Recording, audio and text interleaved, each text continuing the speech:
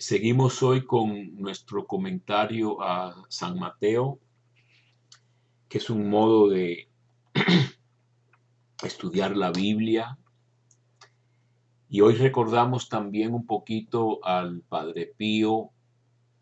Los que vean esto en video ven una foto que yo tomé de la casa del alivio, del sufrimiento que él construyó en San Giovanni Rotondo, en el sur de Italia, donde yo fui a visitar el lugar donde estuvo él. Y yo creo que podemos invocarlo, y a mí me gusta mucho una frase de él: ora, espera, no te agites, que no ayuda para nada. Dios escuchará tu oración. Entonces, estábamos hablando del Evangelio de Mateo y estábamos comenzando desde el principio. No vamos a verlo todo, pero me parece a mí un gran evangelio para adentrarnos un poco más en estos estudios bíblicos y saborear un poco, familiarizarnos un poco con la manera en que está escrita la Biblia y cómo son como 4 diferentes películas que nos presentan la historia de Jesús. Estaba yo pensando anoche, no dormí muy bien. En medio de la noche me desperté y pensé un poquito.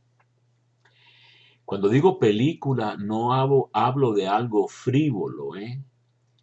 El arte es la manera mejor para expresar lo inefable o inexpresable con palabras o pensamientos incluso humanos.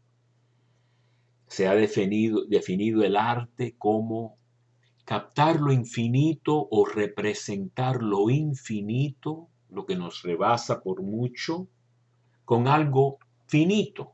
Es decir, un cuadro, por ejemplo, es algo limitado, ¿no?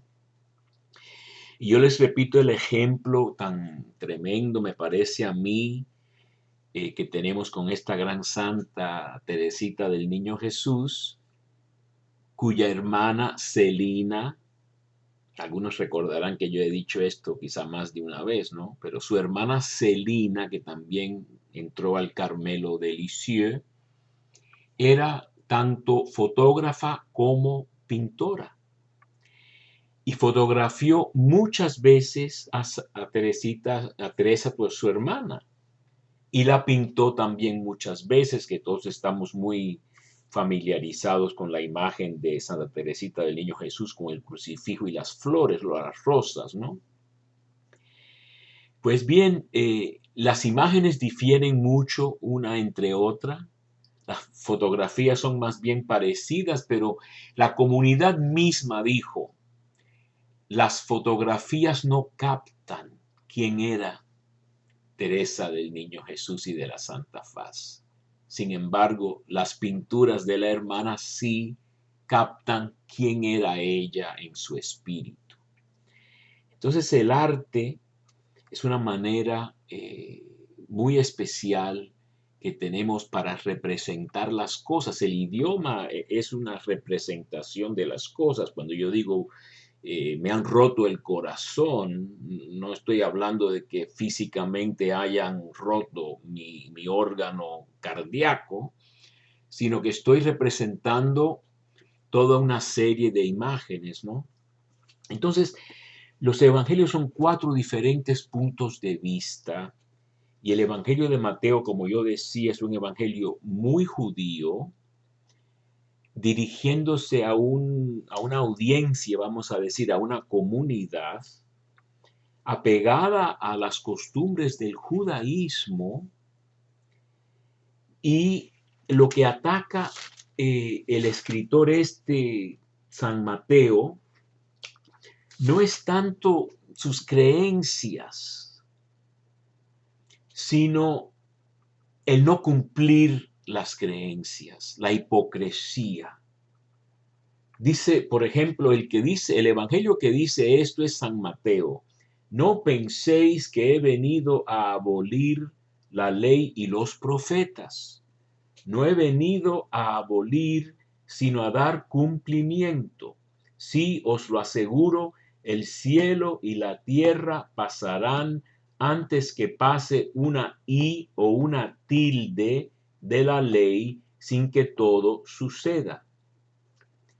Y entonces un poco después dice, porque os digo que si vuestra justicia, es una de las grandes palabras de Mateo, ser justo, el primero nombrado como justo es José, y precisamente muestra su justicia, no delatando y acusando a María por estar encinta misteriosamente, sino como es justo decide hacerlo en secreto para no exponerla al rigor de la ley que exigía la pena de muerte, ¿no?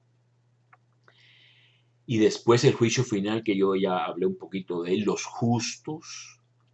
Busquen la justicia, busquen el reino de Dios y su justicia, y todo lo demás se les dará por añadidura.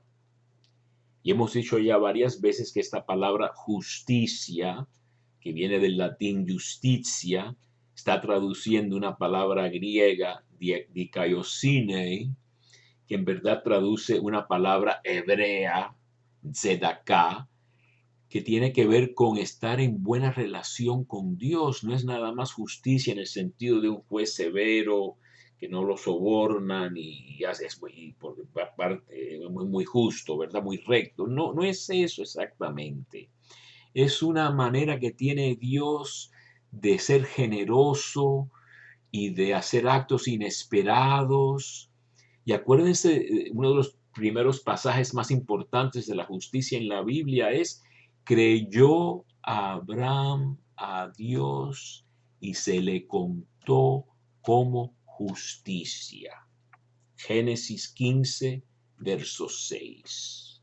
O sea, la justicia no es nada más una seca rectitud, sino es una manera de actuar propia de Dios que tiene mucho que ver con una esfera de salvación.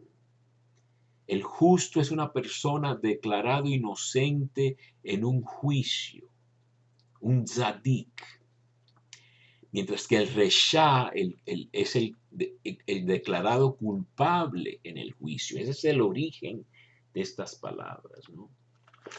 Entonces, para regresar un poquito al principio de Mateo, yo hablaba de la genealogía de Jesús, que como digo yo, muchas veces nos aburrimos en una misa, creo que durante Navidad recitan el tiempo de acercándose a la Navidad, recitan la genealogía, pero si estuviéramos más familiarizados con la Biblia, o por lo menos a grandes rasgos, veríamos lo siguiente. El Evangelio de Mateo procede de Abraham a David, al exilio de Babilonia, a Jesús. Lo importante de eso es que Abraham es el nuevo comienzo. Precisamente estábamos hablando de Abraham. El nuevo comienzo que hace Dios después del diluvio y de la torre de Babel, cuando parece ser que lidiar con toda la humanidad en ese momento es demasiado, no son capaces. Así que vamos a ver si comienzo con un solo hombre, lo llamo de la idolatría, lo llamo de Babilonia, de Ur de los Caldeos, Abraham, el gran padre, y le digo que vaya a una tierra con su esposa desconocida, una tierra que le doy en promesa, si no a él, por lo menos a su descendencia, que será tan numerosa como las estrellas del cielo y las arenas del mar. Es un comienzo humilde. Todavía no se cree en la resurrección, todavía están tanteando un poquito acerca de en qué consiste la verdadera dicha. Al contrario de Lucas, que se remonta a Adán, el padre de todos, y después a Dios. Mateo comienza con Abraham y después en la próxima gran etapa es con David, que es el rey padre del Mesías, vamos a decir, ¿no?